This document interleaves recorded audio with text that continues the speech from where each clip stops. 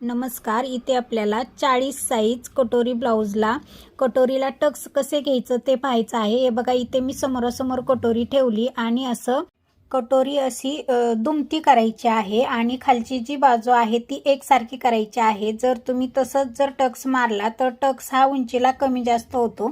इथे तुम्ही पाहू शकता. हे बघा, खाली जो कपडा आहे तो कमी जास्त आहे, तो आपण व्यवस्थित कट करून घ्यायचा आहे आणि त्यानंतरच आपल्याला टक्सचं मार्किंग करायचं आहे. आता टक्सचं मार्किंग कसं करायचं तर हे बघा, कटोरीच्या मधोमध आपण खाली रुंदीला टक्स हा 1.25 ते 2 इंच घ्यायचा आहे आणि उंचीला बघा असा क्रॉसमध्ये 3 इंच घ्यायचा आहे.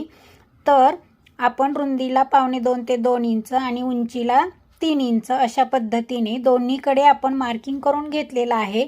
असं जर तुम्ही मार्किंग कराल तर तुमचा टक्स हा अगदी परफेक्ट येतो, कधीही कमी जास्त होत नाही.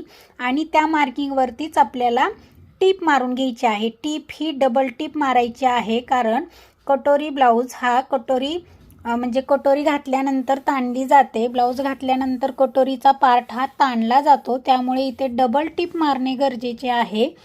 हे बघा, अशा पद्धतीने व्यवस्थित आपण दोन्ही टिपा मारून घ्यायच्या आहेत आणि नंतर एकदा चेक करायचं आहे की दोन्ही टक्स हे उंचीला एकसारखे झाले आहेत का.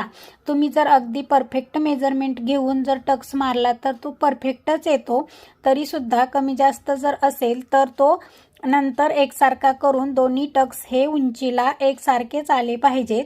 आता इथे तुम्ही पाहू शकता, आपली कटोरी ही परफेक्ट झालेली आहे.